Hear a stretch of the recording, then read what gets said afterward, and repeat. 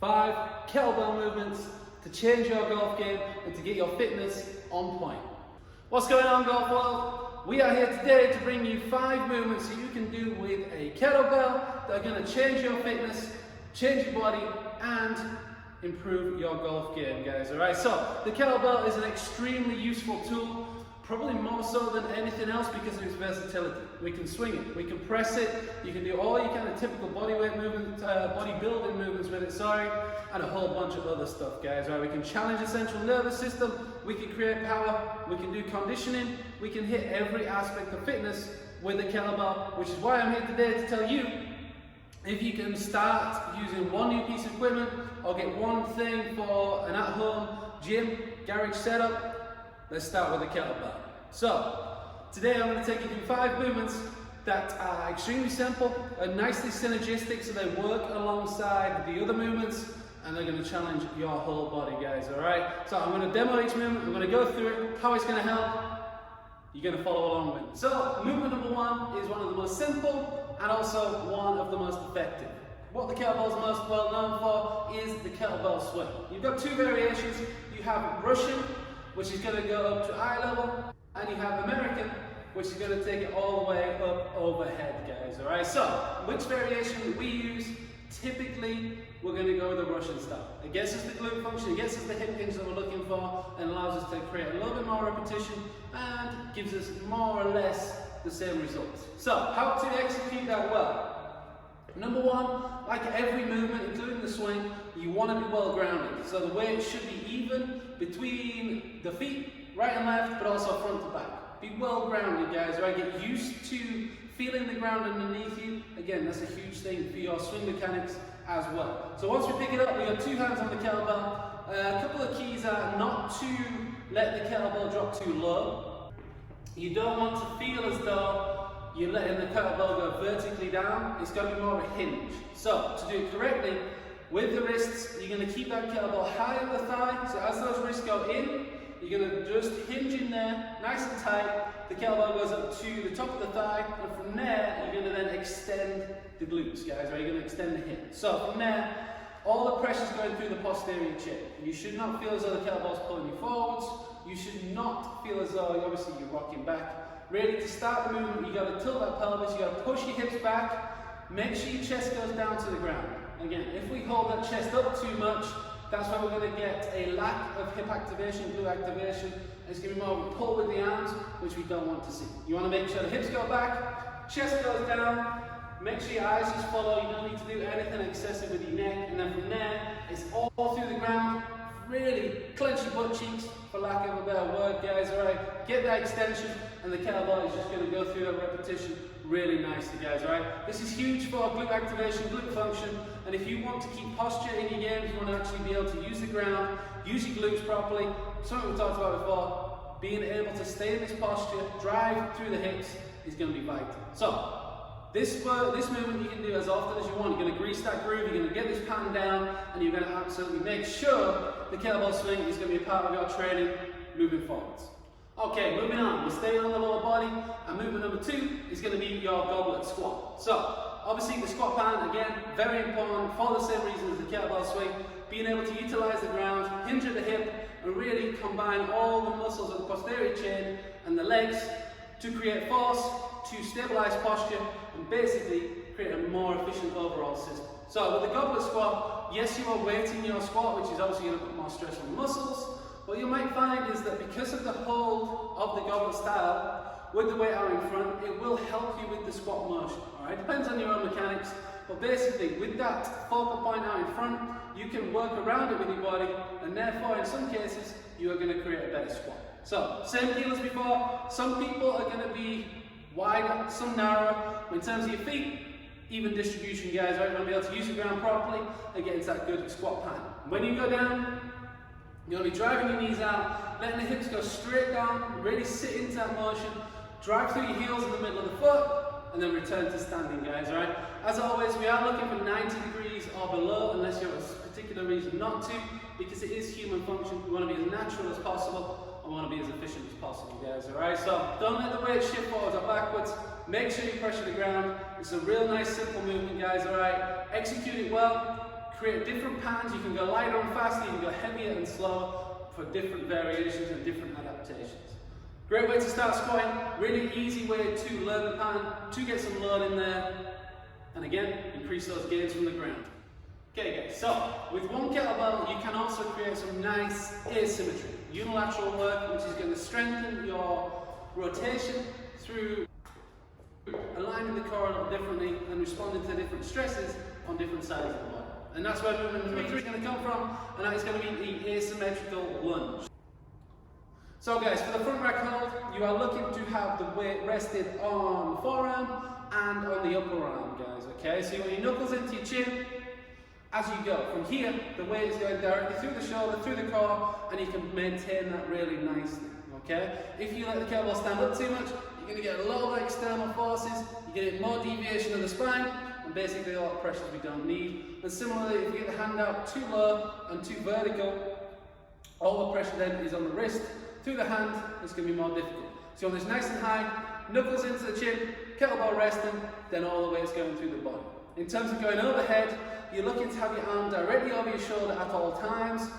As soon as you deviate and go away from that vertical position, as soon as it goes out, everything's going to start to weaken. Because of the center of gravity, because of where the weight is tracking, if we can stay as close here between the ear and the arm, you're going to be way more balanced, and from there, just keep it locked out. If you start to see some bend in the elbow, weakening of the shoulder, either you're too fatigued or we don't quite have the mobility, stability and strength to maintain that position. You can go lighter or we can work more specifically on that shoulder. Okay guys, so number 4 is a little bit more complex and a little bit more dynamic in nature. It's going to be the kettlebell snatch. So from here, I would always do kettlebell snatches more or less from the hang, similar to the kettlebell swing, where the weight is going to be between the thighs as opposed to going down to the ground. If you want to do it from the ground and really take that little bit of time at the bottom, perfect, that's a good range of motion, but the one we're looking at today is going to be from that hang position. So, the snatch is going to take the kettlebell in one movement from that hinge position up into an overhead position. We do not want to make this 2 parts, stop and go. That will be a clean and jerk.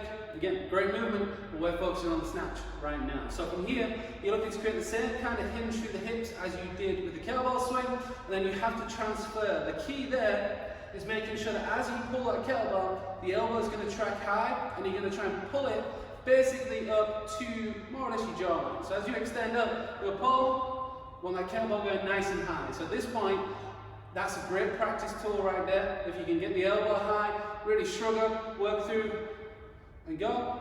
That's basically the power we're looking for. Because you're not trying to lift this kettlebell all the way up in one motion.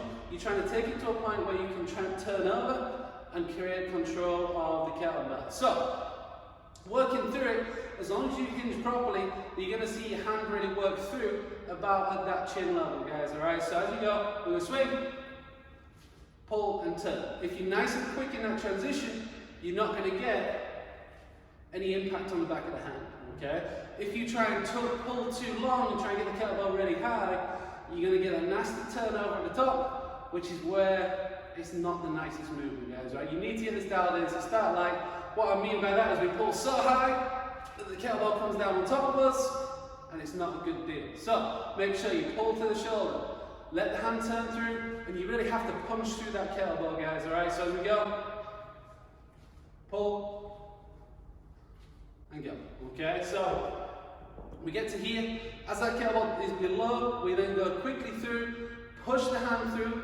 That point there, we start to go up. You reduce all impact on the back of the wrist, and you get a really nice pattern, guys. Alright, it's a great way to transfer speed. It's a great way to work in terms of a sequence, kinematic sequence, because we're using the ground, we're using the hips, and then we're trying to use that speed of the upper body to really finish the movement off. So, definitely want to practice. I would start light, make sure you get that turnover really consistent. Obviously use both sides and make sure this is a movement that you get absolutely perfect before you make too much use of it in terms of workout conditions and increasing weight. Okay, final movement. Movement number 5 is going to be the push press. So, obviously we're working up the body, up the chin as we work through. And as I said, these movements all work on really nicely from one another. So you can use all at once, or you can certainly put 1 or 2 together as you go. So, in terms of the push press, we're going back to that front rack position we talked about with the lunges.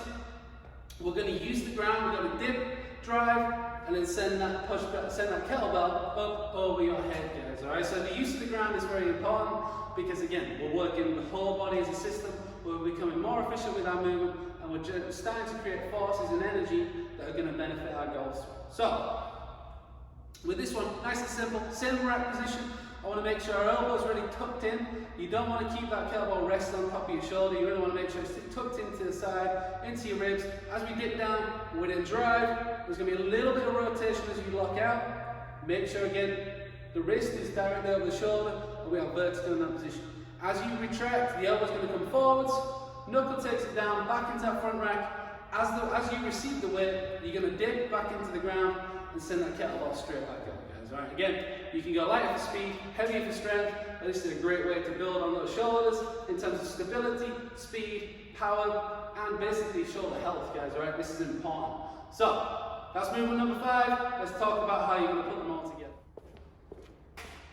So guys, those are the 5 kettlebell movements I want you to get dialed in so you can improve your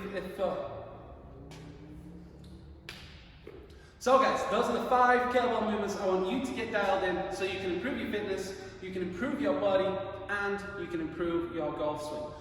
Within these movements, you can put them together however you want to, guys, all right? You can be strength focused, where you're going to go with a heavier kettlebell, less reps, more rest. You can go power output, where you're going to go with a mid to heavy range, so your movements are really precise but also powerful and explosive, with a mid-range kind of rep scheme, again, with enough rest to allow you to be powerful. And you can go right down to conditioning, where you're going to do higher reps with a lighter weight, or certainly in some elements you can go heavier, but make sure you can be consistent. You're going to add those into some conditioning aspects, like your bike, like your rower, running, double unders. You have an awful lot of choices, guys, all right? Kettlebell and bodyweight movements together are absolutely great in terms of creating a good, efficient system, creating force, great movement patterns, basically becoming a better athlete. You can also then go into the flow style of movements, where you would add a number of movements together without putting the kettlebell down, something that we really like to see and certainly trying to get more into in terms of time of detention and how efficient you have to be when that kettlebell is moving around your body, because you are constantly keeping it in position, you are constantly stabilizing your core, and you have to create movement and strength from the right areas, otherwise it's going to get really tough really quickly, guys, okay? So, I would encourage you to use kettlebells as often as possible. Obviously it's relative to your goals, to your current fitness standard, but getting in there, you can swing a kettlebell every day. Just simply swing it, you're going to get better posture, you're going to get more activation from the lower half and the posterior chain. That's a good deal. Mix in these movements as often as you want to. Again, don't fatigue certain areas, but with a kettlebell, unless you really have a big, heavy kettlebell, you're not going to create so bad levels of DOMs, muscular fatigue, etc., that is going to stop you moving on down the line. So in terms of playing golf, if you're in a season, if you're competing or playing a lot, or if you're just trying to prepare for your match on the weekend, a kettlebell workout is going to get it done, because you're going to activate the body, you're going to get a good workout in, but you're not likely to get a huge amount of soreness unless you really do get after it hard, guys, alright, and do a little too much. So, in terms of golf fitness, these are a great way to go. You're going to have to work the body efficiently, you have to work around the core and the spine, you're going to be asymmetrical, all those good things, guys, alright? And in terms of specific workouts, always check out our social media feed. We put free workouts up there as often as possible. Kettlebells will feature heavily. You've also got our programs online, which will give you an exact outline of how to do these most effectively, how to periodize it over time, and basically how to get the best golf workouts you can possibly hit, guys, alright? So, as always, appreciate you watching. Subscribe to the channel, check us out on social media, comment, help us out, engage as much as possible. We are really moving on, guys, alright? We're trying to bring the best content, we're trying to help you with the game, and we're trying to change the game in general, guys, alright? Appreciate you all. Play strong.